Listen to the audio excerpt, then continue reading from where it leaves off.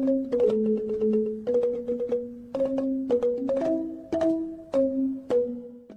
teman-teman, selamat datang di virtual tour spesial kali ini.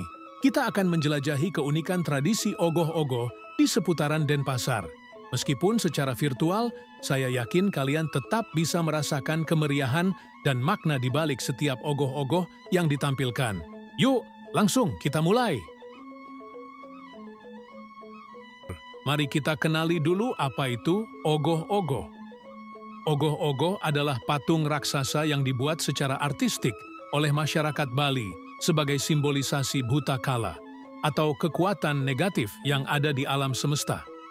Biasanya, ogoh-ogoh ditampilkan dalam bentuk menyeramkan dengan ekspresi yang menakutkan untuk merepresentasikan kejahatan atau sifat buruk manusia. Tradisi ogoh-ogoh memiliki makna mendalam dalam kehidupan masyarakat Bali.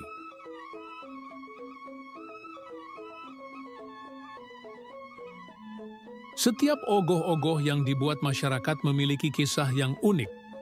Beberapa tema yang paling sering diangkat antara lain dari mitologi Hindu, cerita rakyat Bali, hingga kritik sosial yang dikemas dalam bentuk visual yang dramatis.